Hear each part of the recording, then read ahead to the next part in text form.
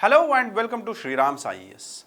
In this video, we will be discussing about one crucial topic, which is actually about the state of Jammu and Kashmir.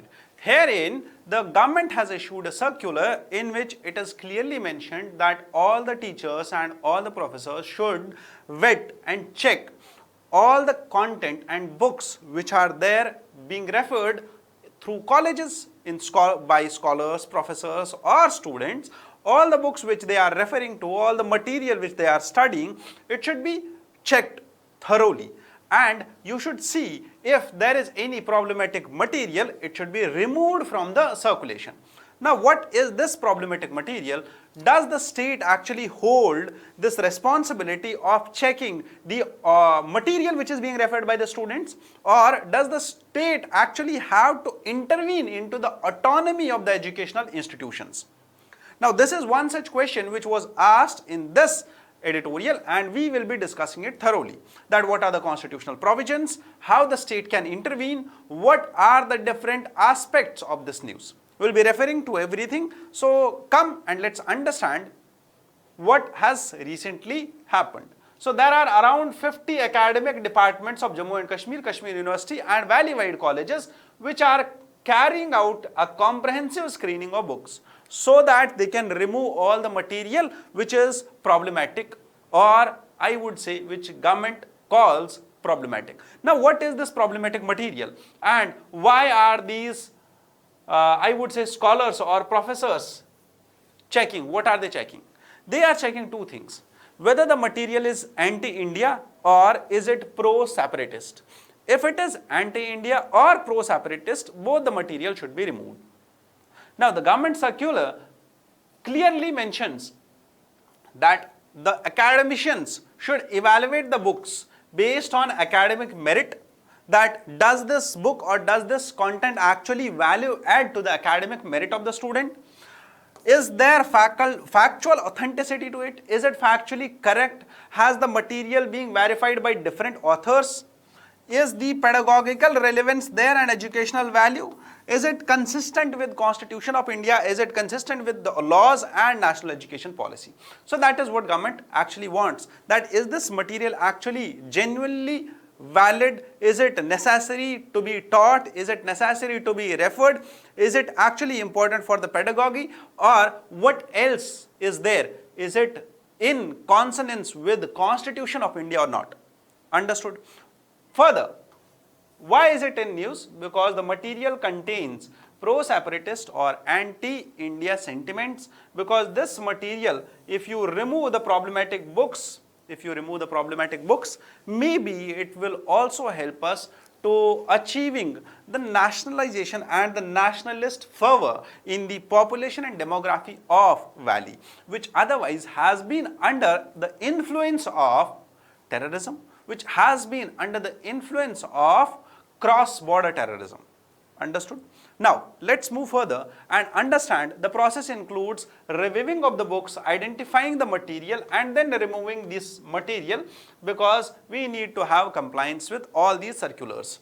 So, this policy is in, I would say, it has a link to National Education Policy 2020, and it highlights that we should promote constitutional values, we should encourage critical thinking, we should develop the scientific temper, which is also a fundamental duty mentioned under the fundamental duty number 10, clearly highlights that all the fundamental duty number 8, it highlights that all the people of India, all the citizens of India has this duty to develop scientific temper.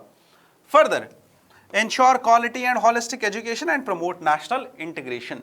Also, this is one such fundamental duty number 1, that we all should abide by. Understood? So, what should not be contained in the books? First, terrorism, violent extremism, secessionism, radicalism and any other activity which is prejudicial and which is a threat to unity and integrity of India.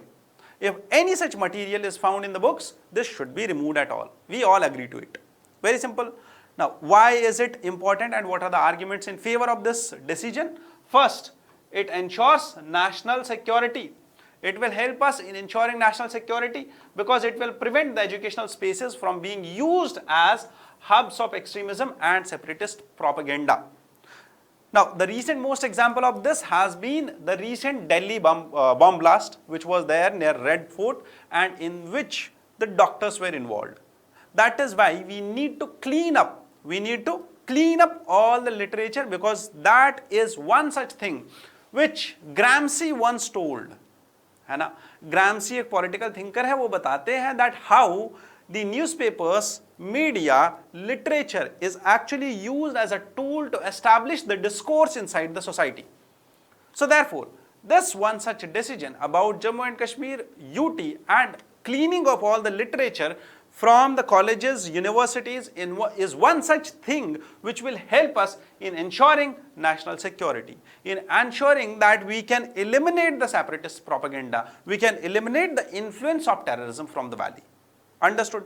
Further, it also highlights constitutional values, reinforces sovereignty, unity and integrity of India. It also helps to prevent radicalization.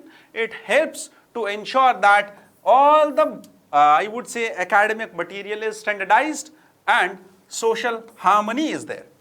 There is peace and there is communal harmony, there is national peace, and there is less terrorism. There is less violence. So this all can be ensured once we teach our students proper literature. Clear? However, there have been concerns which have been raised by multiple people and social activists which talk about the first thing, that is academic freedom.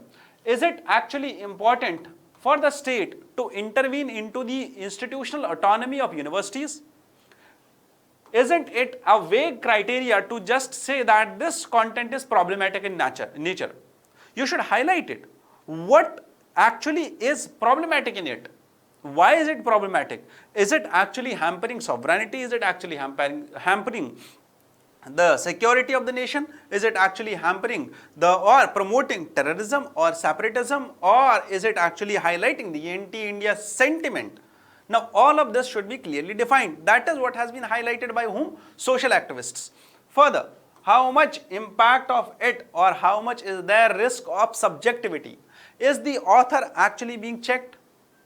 There is too much of subjectivity with the person who is actually flagging the content. And if he flags the content based on personal grudges, based on personal ideology, that too can lead to one single ideology being implemented. That too can lead to one single thought. However, students and scholars who have been reading criticism, critique, and both pro and anti, I would say, arguments, then only we can develop the dialect which Socrates used to talk about, that once you need to check your beliefs, because unexamined life is not worth living. Understood? So therefore, one more thing, that it may have impact on research. What kind of research? Because scholars should have access to diverse things. Clear with this? Now, what is the constitutional dimension to it? First of all, Article 19 Clause 1A talks about the freedom of right to freedom of speech and expression. Further, it also says that state can impose reasonable restrictions based on some conditions: sovereignty and integrity of India, security of state, public order and friendly relations with foreign nations, decency, morality, incitement to offense. These all are the provisions which relate to one such thing, that is freedom of speech and expression. That is what should be highlighted. Further, Article 21A, which talks about the right to education. Fundamental duty, which says that we always should uphold the sovereignty of the state, unity and integrity of the state, fundamental duty number 3.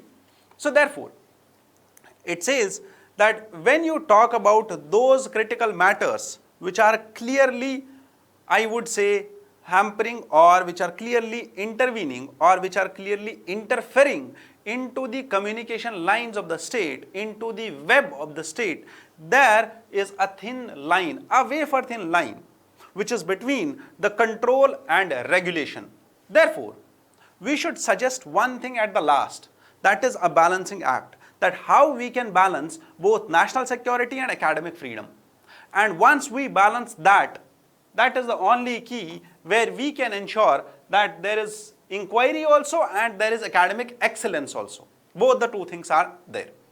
So that is how we can write our answer. And you will see that all of this PPT, all of this thing is clearly in the answer format only. Why? Because it's the main season and you should practice multiple questions. And what is the way forward? Very simple. Way forward is that we need clear, transparent and polished material. Guidelines involve academic experts, legal experts and stakeholders. See periodic relevance and periodic complaints and grievance redressal properly, and protect the academic freedom while upholding the constitutional and national interests. These are such points which you can clearly mention in your answers. Understood? With this, I complete this topic today and I wish you all the best. Further, we will be, and that will be all for today. That will be all for today and that will be all for the discussion. You know what to do with these three things. First is the NCERT document which you can use so that you build a strong foundation for your Indian economy, because it contains all the economic chapters from all the chapters of all the economies, all the NCERTs of economics. NCERT from 6th to 12th. All the NCERTs are covered in this one single document which is of 120 pages. You can refer to it and make your economy very strong. You can refer to this PYQ marathon which is of 3 hours. You can refer to this static marathon which is of 9 hours, 9.5 hours, 3.5 hours. Both the marathons will help you to build a strong foundation for economy, and this marathon particularly will help you to revise all the economics from micro till the international institutions, external sector, money, finance, fiscal policy, monetary policy, everything is discussed in this. It's one single marathon, and hereby we conclude today's discussion. Thank you for being here. I wish you all the best. Jai Hind.